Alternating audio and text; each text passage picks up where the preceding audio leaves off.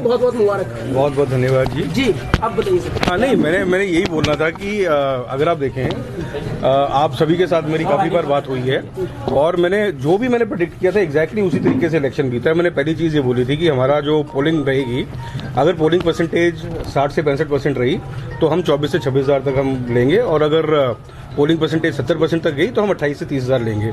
वही polling percentage आपकी 65-66% थी। हमारे 25,000 वोट जो है वो कांग्रेस पार्टी को पड़े हैं। उसके बाद जो हमारा दूसरा वो था कि मुकाबला सीधा सीधा जो है वो पार्टी के साथ होगा, जबकि सारे बोल रहे थे कि शायद ऐसा ना हो, तो वो मुकाबला बिल्कुल पार्टी के साथ था। दूसरे नंबर पे पार्टी आई है, तो बिल्कुल प्रेडिक्टेड लाइंस पे था। क्योंकि देखिए ऐसा है, जब आप 6-7 महीने इंटरेक्शन अगर आप कर लेते हैं इनके साथ, पब्लिक के साथ, तो ट्रेंड आपको इमर्ज होना जो है वो स्टार्ट हो जाता है। तो मतलब कोई सरप्राइज हमारे लिए नहीं था, मतलब ये जो आज जो भी रिजल्ट है। सर कैसे अब 1 साल का समय बचा है, अगर होंगी तो उसके बाद चुनाव है, क्या चुनौती? नहीं, मैं तो 1 साल भी नहीं मान के चल रहा, मैं तो उसको 5 से 6 महीने मान के चल रहा हूँ। क्योंकि आप देखिए, मेरे हिसाब से सारी सीटों पे शायद बीजेपी हार रही है। मुझे अंदर कोई खबर नहीं थी, पर मुझे लग रहा है कि वो सारी सीट्स पे ट्रेल कर रही है इस टाइम पे। इसके बाद नेतृत्व परिवर्तन की अटकलें जो है वो लगनी स्टार्ट हो जाएंगी। इन्होंने धमकियां देके बोला था कि जो मंत्री परफॉर्म नहीं करेंगे इलेक्शंस में हम उनको भी बदल देंगे। तो अगर नए मुख्यमंत्री मिलते हैं प्रदेश को, तो 1 साल अगर उनको आप दे देते हैं तो उनके अगेंस्ट भी एंटी इनकम्बेंसी स्टार्ट हो जाएगी। मुझे लगता है 4 से 5 महीने के अंदर इलेक्शन जो है अनाउंस हो जाएंगे। सर यहाँ के मतदाताओं से क्या कहेंगे? मतदाताओं से कुछ नहीं कहूंगा, मतदाताओं से सिर्फ धन्यवाद देना चाहूंगा इस समय, स्पेशली बुजुर्गों को, जिनका आशीर्वाद जो है उसकी वजह से आज हम यहाँ पे पहुंचे हैं। और इस जीत का श्रेय जो है वो पूरी तरह से जो है हमारी जो युवा साथी हैं, हमारी युवा टीम है, यहाँ पे आप देख ही रहे हैं सारे खड़े हैं। ये इनका जो हौसला है, इनका जो एंथुजियाज्म, इन जिस तरीके से इन्होंने कैंपेन मैनेज करी, जिस तरीके से ये एक एनर्जी कैंपेन के अंदर लेके आए, मेरे हिसाब से जो भी वो हमारा 6-7 हज़ार का जो फर्क रहा है आपके पूरे सरकार के खिलाफ। देखिए ये इलेक्शन जो था, ये इलेक्शन सरकार के खिलाफ इलेक्शन था।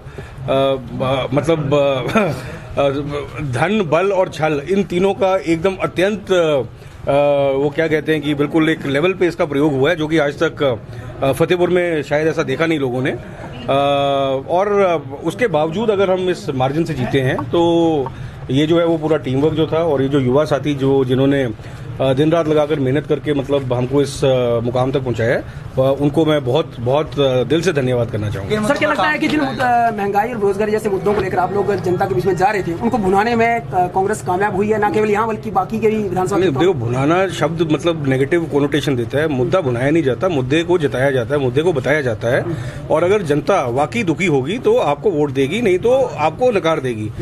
मेरे हिसाब से रियल लाइफ इशू है। सरसों का तेल जो मैं 235 रुपए बोलता था आज से 1 हफ्ता पहले, आज 265 हुआ है। तो मतलब ये एकदम ज्वलंत मुद्दे हैं। और मुझे तो यही लगता है कि इनके बावजूद भी अगर भारतीय जनता पार्टी अगर 18-19 हज़ार वोट ले रही है, 17-18 हज़ार वोट ले रही है, तो हमें अभी और थोड़ी मेहनत करने की जरूरत है। लोगों को और बताने की जरूरत है कि कैसे किस प्रकार से जो जीवन का स्तर लगातार गिरता जा रहा है, इसमें सीधा सीधा सरकार का हाथ है। क्योंकि सर अब मौका मिल गया है, तो आपने भी कह दिया कि ज्यादा वक्त तो नहीं है, 5-7 महीने जो भी है। क्या प्रमुख मुद्दे के काम क्या रहने वाले हैं आपके? देखिए, सबसे प्रमुख मुद्दा तो यही है कि जो हमारा पुरानी परियोजनाएं रुकी पड़ी हैं, 6 या 7 हमारी ऐसी परियोजनाएं हैं जो कि या तो एमएलए प्रायोरिटी में सैंक्शनड हैं, या जिनके जो फीते हैं वो मुख्यमंत्री पता नहीं कितनी बार काट चुके हैं यहाँ पे आके। उनको एक बार उनके टेंडर को प्रक्रिया को करवा के उनको एक बार वो करवाने की कोशिश करेंगे, स्ट्रीमलाइन करने की कोशिश करेंगे। उसके अलावा सिर्फ विधायक निधि जो है वो पैसा होता है, वो मुझे पता करना पड़ेगा कि कितना बैलेंस उसका है और कितना बैलेंस आगे मिलेगा। जो भी वो पैसा मिलता है 90 लाख 1 करोड़ के आसपास, उससे प्रायोरिटी के बेसिस पे, जैसे मैंने बोला, प्रायोरिटी नंबर 1 जो युवा और महिला, ये मैं शुरू से मेंटेन करके चल रहा हूँ। तो थोड़े कुछ रोड्स हैं जिनको वो पैसा एलोकेट करना पड़ेगा, लेकिन उससे ज़्यादा प्रमुखता से ये पैसा जो है ये ग्राउंड्स के लिए, ये आपका महिला मंडलों के लिए, ये आपका जो युवा क्लब्स हैं, जो स्पोर्ट्स क्लब्स हैं, ये उनके लिए एलोकेशन करेंगे, जिसमें कोई ना कोई ट्रेनिंग, रीट्रेनिंग, स्किलिंग, कुछ एक्टिविटी के लिए हम इसके ऊपर फोकस कर पाए। क्योंकि देखा ही जाता है सर कि फतेहपुर जो विधानसभा क्षेत्र है वो 4 भागों में इसको विभाजित किया जाता है, अलग अलग टोपोग्राफी है। तो हर अभी इस बार ये भी देखा गया है कि जिस क्षेत्र में जो है भाजपा लीड लिया करती थी, उसमें आपको जो है वो मार्जिन मिला है। तो कैसे उनकी कसौटी पर खरा उतरने की कोशिश की जाएगी? मतलब देखिए, वोटर होता है हर जगह का। वोटर के जो मतलब अगर आप देखें तो मुद्दे जो रहेंगे वो मुद्दे हो सकता है कि एरिया के हिसाब से थोड़े अलग हों, कहीं पे जो है बिजली का मुद्दा जो है बहुत बड़ा मुद्दा है, कहीं पे हो सकता है आपका सड़क का मुद्दा हो, पर ये सभी को कट क्रॉस करते हुए एक मुद्दा है, वो है आपका बेरोजगारी का, वो है आपका दिशाहीनता का, वो स्पेशली जो आपकी युवा पीढ़ी है, युवा वर्ग है। इसके अंदर मतलब कुछ हटके अगर करने का ये एक मतलब मेरे हिसाब से कॉमन फैक्टर, कॉमन थीम है हर जगह, इसके ऊपर कुछ करने की कोशिश करें। किसानों के लिए किसानों की मंडी का मामला था। नहीं देखिए, किसानों की मंडी का मामला अगर आप देखिए रियाली के अंदर जो मंडी है, ये मंडी में प्रमुख इशू था क्या?